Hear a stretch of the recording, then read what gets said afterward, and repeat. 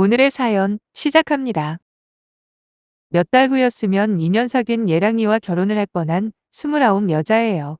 결혼을 할 뻔했다는 대목에서 이미 짐작을 하셨겠지만 저 파혼했습니다. 솔직히 파혼하는데도 이렇게 큰 용기가 필요할 줄은 몰랐네요. 사실 청첩장도 다 만들어놨고 식장 예약에 친구들의 축하 파티까지 다 했었거든요. 그런데도 이 결혼은 아니다 싶어 과감하게 결정을 했는데 처음엔 정말 잘한 결정일까 의문이 든 것도 사실입니다. 하지만 지금 생각해보니 얼마나 다행인지 모르겠네요. 그때 파혼이라는 결정을 했던 제 자신에게 무한한 칭찬을 해주고 싶을 정도예요. 우선 제 소개를 할게요. 나이는 이미 말씀드렸고 직업은 일반 회사원입니다. 부업으로는 온라인으로 작은 쇼핑몰을 운영하고 있고요. 그렇다고 뭐 거창한 건 아니에요. 이제 시작한 지 1년 조금 넘은지라 수입은 얼마 안 돼요. 하지만 퇴근하고 남는 시간에 그냥 아무 의미 없이 허비하는 것보다 뭐라도 제 미래에 도움이 되는 걸 해보자는 심정으로 시작했죠. 아빠가 많이 도와주셔서 큰 어려움 없이 창업할 수 있었네요. 원래는 제가 일하면서 모은 돈으로 하려고 했는데 아빠가 그 돈은 나중에 시집 갈 때 쓰라고 하시더라고요. 그러면서 그냥 주는 게 아니라 딸한테 투자를 하는 거라고 나중에 잘 되면 더 크게 돌려줘야 하니 열심히 해보라면서 지원해 주셨습니다. 매일 새벽까지 일하느라 몸은 천근만근이지만 그래도 미래를 위한 거니 이악 물고 열심히 하고 있어요. 제겐 곧 결혼할 뻔했던 남자친구가 있었어요. 여기서는 얘랑이라고 부를게요. 그래야 이해하기 쉬우실 테니까요. 고등학교 친구 주선으로 만나 사귀게 된 얘랑은 평소 성격이 조용하고 진지한 편입니다. 거기다 직장도 탄탄해서 저희 부모님이 많이 좋아라 하셨어요. 저희는 2년 반 연애하고 예랑이의 청혼으로 결혼 이야기가 본격적으로 시작되었는데 상견례도 꽤 빨리 했습니다. 아무래도 결혼할 때 가장 큰 부분을 차지하는 게 집 문제 아니겠어요? 저희 부모님이 제법 경제적인 여유가 있으시거든요. 아빠는 보청기 판매 사업을 하시는데 저야 그쪽 분야는 잘 모르지만 마진도 많이 남고 특히 고령화가 심해지면서 경기도 호황이라고 하더라고요. 그래서 어릴 때부터 또래 친구들보다는 넉넉하게 살았던 것 같아요. 언뜻 들은 이야기로는 매월 1,000만 원 이상은 순수익이 발생한다고 하는데 대부분 저축을 하고 있으시고요. 거기다 저 역시도 딱히 씀씀이가 해픈 것도 아니라서 결혼 자금이 부족하지는 않았죠. 그런데 예비 시간은 조금 상황이 달랐어요. 물론 자가로 집도 한 채 있으시고 예비 시아버지가 생산직이긴 하지만 아직도 일을 하고 계시기 때문에 먹고 사는데 큰 지장은 없지만 딱 거기까지예요. 사실 제가 예랑이를 더 많이 좋아하는 걸 아빠도 잘 알고 계시기에 여차하면 신혼집 구하는데 지원을 아끼지 않겠다는 말씀을 하셨지만 저는 우선 예비씨가 쪽 의견부터 들어보자고 했습니다. 괜히 설레발 떨어봐야 좋은 결과가 나오는 경우가 주위에 거의 없었거든요. 그런데 상견례 때 형식적인 인사가 끝난 후 본격적으로 결혼 준비에 대해서 의논을 시작하는데 예비씨 부모님이 집 이야기를 꺼내시는 겁니다. 요즘 집값이 너무 비싼 거 아니냐. 이러다 서민들은 죽을 때까지 벌어도 집 한 채 가지는 건 불가능하다. 뭐 이렇게 앓는 소리를 하시더라고요. 딱히 틀린 말을 하시는 것도 아니라 그냥 듣고만 있었는데 좀처럼 멈출 줄 모르는 푸념에 저희 아빠가 결국 입을 여셨습니다. 사위 될 사람도 마음에 들고 마침 저희 쪽도 여유가 좀 있으니 사돈네만 괜찮으시다면 집 구하는데 도움을 좀 주고 싶다고요. 하지만 그 순간 예비 시아버지가 단호하게 거절을 하시는 거예요. 막말로 여자 쪽에서 집 구하는데 돈 보태준다는데 싫어할 사람이 있을까 싶어 거절할 거라고는 전혀 예상을 못했던 터라 저와 저희 부모님 모두 약간 벙쪄 있었어요. 예비 시아버지가 곧이어 그러시더라고요. 하나밖에 없는 아들놈 결혼시키는데 집 하나 못 해줄 정도는 아니라고요. 거기다 다른 집안은 몰라도 자기 집은 아직까지는 남자가 집을 준비하는 게 맞다고 생각한다. 그리고 만약에 여자 쪽에서 집 마련하는데 도와줬다는 사실을 예랑이 할아버지가 아시기라도 하는 날엔 아마도 집안이 온통 뒤집힐 거라고 하더군요. 솔직히 완전히 납득이 되지는 않았지만 각자의 가풍이 다를 수도 있으니까 그러려니 하고 그럼 신혼집은 알아서 하시라 하곤 상견례를 마쳤죠. 어차피 자기들이 집을 전적으로 책임질 거면서 왜 그렇게 앓는 소리를 했는지 궁금했지만 그때까지만 해도 저는 그저 이만큼 힘들게 집을 구한다 뭐 이런 생색을 내고 싶었던 거라 가볍게 생각했었어요. 하지만 나중에 알고 보니 그게 아니었네요. 얘랑이 집을 알아본다고 하길래 저도 시간 내서 같이 다니자고 몇 번 부탁을 했거든요. 그런데 자꾸 시간도 안 맞고 자기가 알아서 할 수 있다며 제가 동행하는 걸 피하는 눈치가 보이길래 뭔가 이상하다 생각은 했습니다. 그런데 한 달 정도 지났을까 어느 날 예랑이가 들뜬 목소리로 집을 구했다고 하는 겁니다. 28평 아파트였는데 입지도 좋고 건물도 지은 지 3년이 채 안 되는 거의 새 거라고 하더라고요. 저는 바로 가격부터 물어봤죠. 그랬더니 7억이라고 하는 겁니다. 저는 정말 깜짝 놀랐어요. 솔직히 그 정도까지 준비할 거라고는 상상도 안 했거든요. 게다가 예비시가의 경제력이 그 정도까지인 줄도 몰랐고요. 그런데 예랑이가 그러는 겁니다. 이 집 사는데 부모님이랑 할아버지가 엄청 도와주셨다고 말이에요. 순진한 저는 그때 당시만 해도 7억을 전부 다 예비시가에서 지불한 줄 알았네요. 아니, 모두 지불한 건 맞았죠. 그중에 석이 빚이라는 게 문제였지만요. 아무튼 당시만 해도 석 빚에 대해선 까맣게 몰랐던 터라 전 바로 친정아빠에게 알렸고 아빠 역시 많이 놀라시는 눈치였어요. 그러면서 결혼 비용으로 준비했던 1억 5천만 원은 부족한 것 같다고 하시더군요. 처음엔 1억 더 주신다고 하시길래 제가 말렸습니다. 지금 있는 돈만으로도 혼수는 충분히 할 수 있고 나머지 비용도 가능하다. 대신 집이 7억짜리니까 5천만 원을 더 보태서 그걸로 예단을 더 하자고요. 얘랑이랑 신혼집을 구경하러 갔을 때도 이후에 무슨 일이 벌어질지 아무것도 몰랐습니다.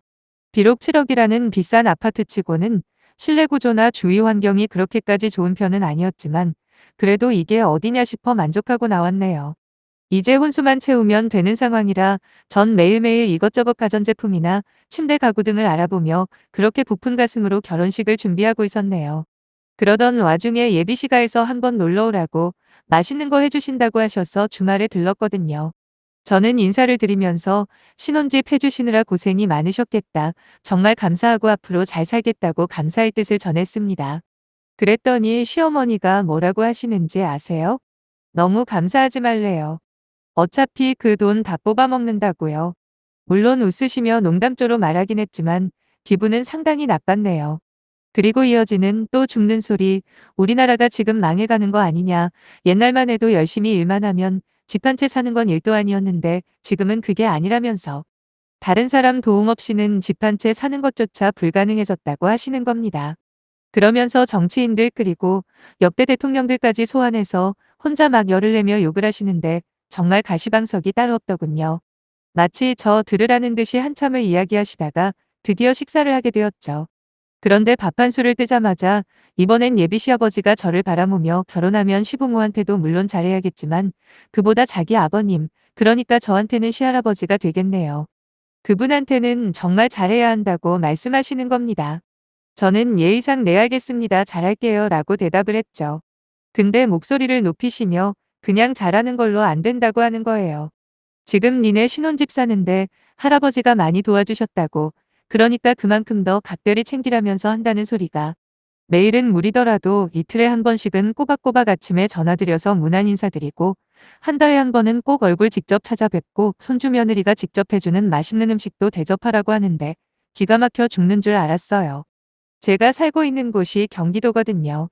그런데 시할아버지는 강원도에서 시고모님하고 살고 있는 걸로 아는데 왕복 몇 시간을 매달 다녀오라니요. 거기다 이틀에 한 번 아침에 안부 전화는 또 뭐고요. 저도 모르게 인상을 찌푸리며 아무 말도 없이 앉아 있으니 제 눈치를 보고는 예랑이가 부가 설명을 해주는데 그제야 몰랐던 사실을 알게 되었습니다. 그것도 진작에 저한테 알려줬어야 하는 중요한 사실을요. 예비시가에서 마련해준 집이 7억이라고 했죠? 그런데 예랑이 모은 돈 8천에 시부모님이 1억 2천 보태셨대요. 그럼 5억이 남잖아요? 그 5억을 바로 할아버지가 주신 거랍니다. 그런데 더 웃긴 건 그냥 주신 게 아니라 차용증까지 쓰고 매달 이자까지 갚는 조건으로 빌려주신 거래요. 아, 물론 가족이라고 해서 무조건 돈을 공짜로 줘야 한다는 건 아니에요. 예랑이 말로는 은행이자보다 훨씬 싸게 빌려주신 거라고 하긴 하지만 그게 문제가 아니죠. 그 사실을 저한테 말을 했어야 하는 거 아닌가요? 하도 얼탱이가 없어서 예랑이한테 조용히 물어봤습니다. 할아버지가 빌려주신 돈 5억은 누가 갚냐고요. 그랬더니 저를 이상한 사람 쳐보다듯 바라보며 예랑이가 너무도 당당하게 그러는 겁니다. 당연히 자기랑 내가 갚아야지. 우리 부모님이 갚을 순 없잖아? 라고요. 이런 미친. 그래서 명의는 어떻게 할 거냐고 물어봤죠. 솔직히 7억 중에 5억을 같이 갚을 예정이니 당연히 공동명의를 생각하고 있을지도 모른다는 일말의 희망에 기대를 걸어본 거거든요. 하지만 역시나 얘랑은 그게 무슨 헛소리냐는 듯 그 집 사는데 제가 돈 보탠 게 뭐가 있냐면서 자기 명의로 한다고 하더라고요. 그렇게 말도 안 되는 소리 하는 얘랑이를 그냥 두고 급한 일 핑계대며 그 집에서 나오자마자 저는 아빠에게 전화를 걸어 상황 설명을 했습니다. 아빠 역시 그게 어느 나라 계산법이냐며 화를 내셨고 저녁에 부모님과 오랜 시간 이야기를 했어요. 애초에 저희 쪽에서 집 사는데 도와준다는 제안을 거절했을 때부터 전부 다 계획이 돼 있는 게 아닌가 싶은 생각까지 들면서 저는 졸지에 2억이라는 돈을 쓰고도 결혼 시작부터 5억이라는 빚을 지게 되는 상황이 믿어지지가 않았어요. 거기다 그게 당연한 것처럼 생각하는 얘랑이나 그걸 빌미로 시할아버지한테까지 전하며 방문을 하라는 예비 시부모 역시 이해가 안 되었고요. 전 부모님께 곧바로 이 결혼 안 할 거라고 말씀드렸습니다. 마치 자기들이 집을 온전히 구매해서 준비가 끝난 것처럼 생색내었던 모습도 가증스러웠고 만약에 결혼을 하게 되면 평생 집해줬다는 핑계로 얼마나 저를 부려먹을지 불보듯 뻔한데 제 손으로 재무던 팔이 있나요?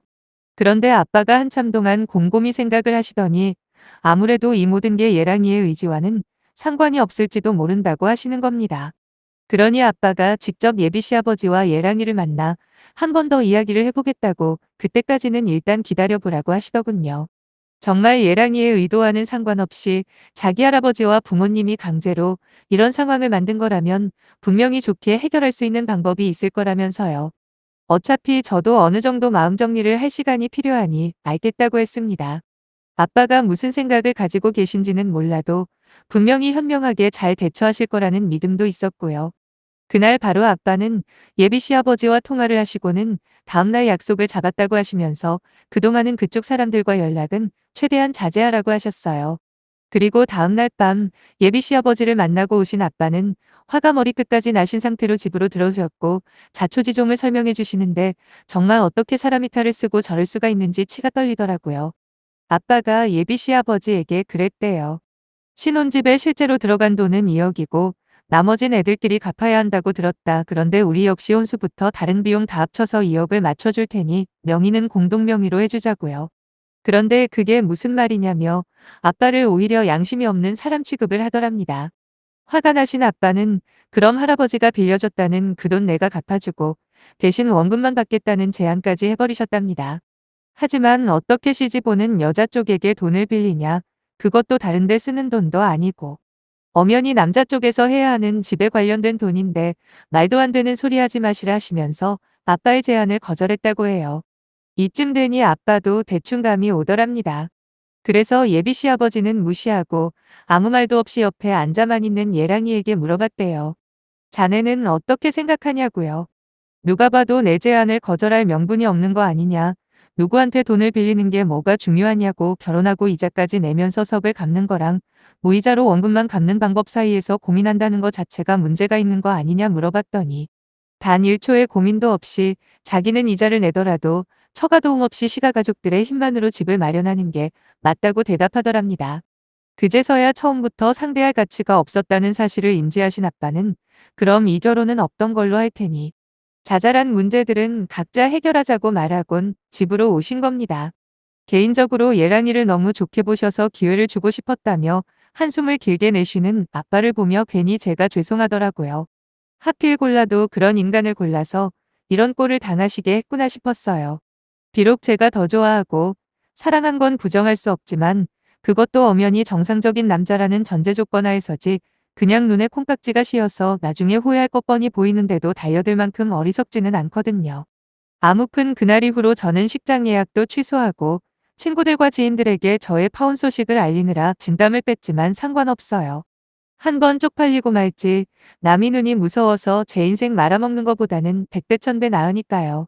처음엔 저희 쪽에서 파혼하자는 말을 믿지 않던 예비 시부모와 예랑이도 제가 친구들에게 파혼한다고 알리고 다니는 걸 알고서는 그제서야 저희가 원하는 대로 하겠다고 빌고 난리도 아니었지만 어쩌겠어요. 이미 버스 떠난 지 한참이 지났는데 다시 되돌릴 방법이 있을 리가 있겠습니까? 거기다 하이라이트는 예랑이가 술 먹고 저희 집에 찾아와서 울며불며 아빠한테 무릎 꿇고 한 번만 다시 생각해달라고 사정사정했다는 겁니다. 저도 냉정한 편이지만 저희 아빠는 진짜 장난 없어요. 한 번 마음 주면 모든 걸 다 줄 만큼 올인하다가도 아니다 싶으면 칼같이 돌아서서는 뒤도 안 돌아보시는 성격이죠. 이미 집 사놓고 계약까지 끝났는데 자긴 어떻게 하냐고 혼자서 그 돈을 어느 세월에 갚느냐며 진상을 부리는 예랑이에게 제가 그랬습니다. 지금도 안 늦었으니 7억짜리 집 있는 남자라고 동네방네 소문내고 다녀보라고요. 대신 그중에 5억 빚은 같이 갚아야 한다는 이야기도 꼭 하라고 했습니다. 혹시 하냐고 정말 멍청한 여자가 한 명 정도는 걸릴지도 모르니 여기서 진상짓 하지 말고 당장 꺼지라고 그랬네요.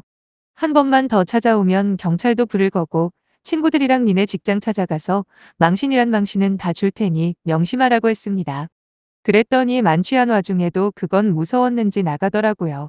그게 그놈의 마지막 모습이었네요. 현재는 다니던 직장 그만두고 본격적으로 쇼핑몰 사업을 확장해서 거기에만 매진하고 있습니다.